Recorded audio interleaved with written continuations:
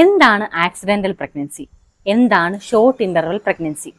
ഇതൊക്കെ നമ്മൾ സ്ത്രീകൾക്ക് നല്ലതാണോ? ഇത് നമ്മൾ സ്ത്രീകൾക്ക് ശാരീരികവും മാനസികവുമായ ബുദ്ധിമുട്ടുണ്ടാകുമോ?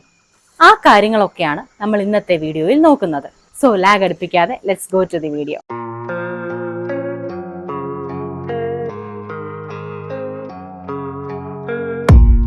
I don't really know what comes next. I'm just doing my best even though I'm so stressed out.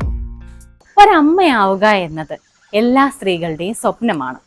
എന്നാൽ നിങ്ങൾ പ്രതീക്ഷിക്കാത്ത സമയത്ത് പ്രഗ്നന്റ് ആയാൽ എന്തായിരിക്കും നിങ്ങളുടെ മാനസികാവസ്ഥ? ചിലപ്പോൾ നിങ്ങളുടെ കരിയറിൽ ഉയർച്ച സംഭവിക്കുന്ന സമയത്താവാം, ചിലപ്പോൾ നിങ്ങളുടെ എക്സാം സമയത്താവാം പ്രഗ്നന്റ് ആവുന്നത്. ചുരുക്കി പറഞ്ഞാൽ അൺപ്ലാൻഡ് ഓർ അൺഇൻറ്റൻഡഡ് പ്രഗ്നൻസി. ഇതിനെയാണ് ആക്സിഡന്റൽ പ്രഗ്നൻസി എന്ന് വിളിക്കുന്നത്. ആക്സിഡന്റൽ പ്രഗ്നൻസി കാരണം സ്ത്രീകൾക്ക് ഒരുപാട് മാനസികമായ അവസ്ഥകൾ ഉണ്ടാവാൻ ചാൻസ് ഉണ്ട്. അതിലൊന്നാണ് വറി ആൻഡ് ആൻസൈറ്റി. ഇപ്പോൾ ഒരു ജോലിക്ക് കയറി, ഈ ഗർഭം കാരണം എനിക്ക് ഈ ജോലി നഷ്ടപ്പെടുമോ, എനിക്ക് ഈ കുഞ്ഞിനെ വളർത്തുവാൻ സാധിക്കുമോ, അങ്ങനെ. അടുത്തത് വിഷാദവും നിരാശയും. ഗർഭം അപ്രതീക്ഷിതമായി സംഭവിച്ചതിൽ നിരാശ, വീട്ടുകാർ നാട്ടുകാർ എന്തു പറയും എന്നതിൽ ലജ്ജ. ഈ ലജ്ജ വിഷാദത്തിലേക്ക് നയിക്കുന്നു. ദേഷ്യവും കുറ്റബോധവും, ഗർഭത്തിന് കാരണക്കാരനായ പങ്കാളിയോടോ അല്ലെങ്കിൽ സ്വയം തന്നോട് തന്നെ ദേഷ്യം തോന്നുക. പിന്നെ ഗർഭം അബോർട്ട് ചെയ്യാൻ തീരുമാനിച്ചിട്ടുണ്ടെങ്കിൽ ആ തീരുമാനിച്ചതിൽ കുറ്റബോധം ഉണ്ടാവുക. അടുത്തത് ഭയം. ഈ ഭയം രണ്ട് തരത്തിലുണ്ട്. ഒന്ന് പ്രസവത്തെക്കുറിച്ചുള്ള ഭയം, അതായത് നമ്മുടെ ലേബർ പെയിൻ, അതിനുശേഷമുള്ള നമ്മളുടെ ആരോഗ്യം, ഇതിനെക്കുറിച്ചൊക്കെ ഈ ഭയത്തിൽ ഉൾപ്പെടും.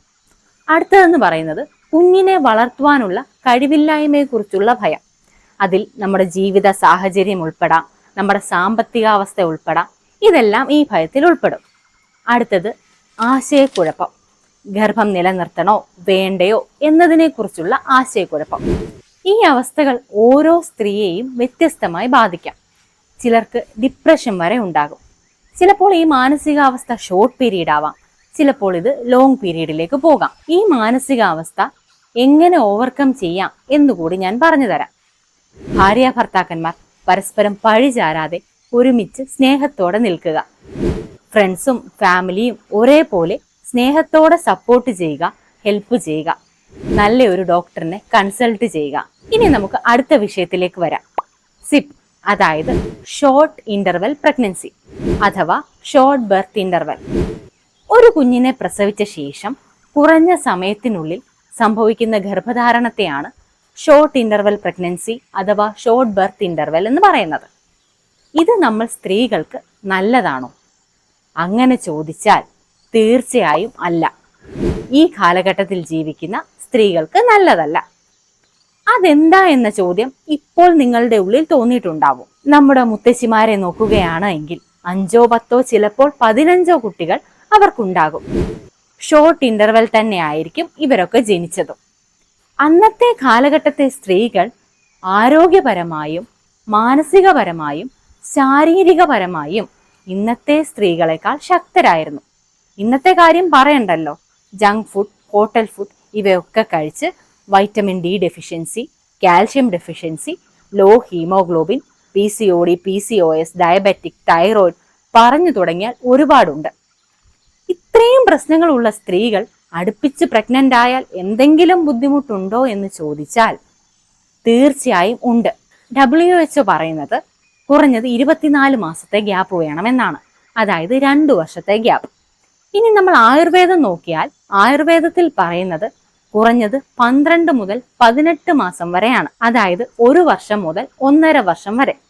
ഈ സമയം നമുക്ക് എന്തിന് എന്ന് ചോദിച്ചാൽ കഴിഞ്ഞ പ്രസവത്തിൽ നമുക്ക് നഷ്ടപ്പെട്ടു പോയ പോഷകങ്ങൾ വീണ്ടെടുക്കുക, ഗർഭാശയം വീണ്ടും ബലപ്പെടുത്തുക, മാനസികാരോഗ്യം വീണ്ടെടുക്കുക, ആരോഗ്യം വീണ്ടെടുക്കുക.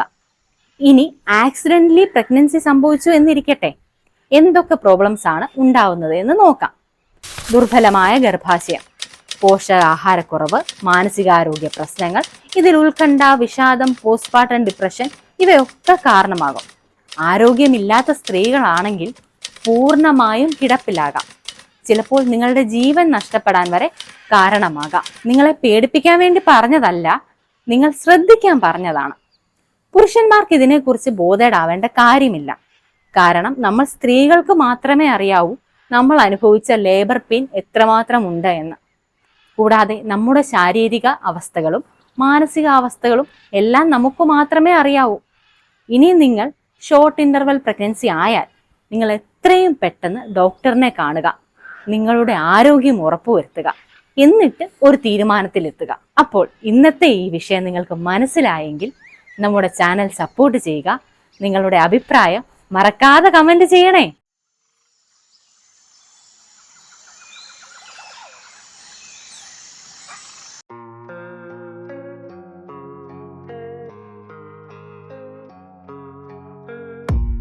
I don't really know what comes next. I'm just doing my best, even though I'm so stressed out.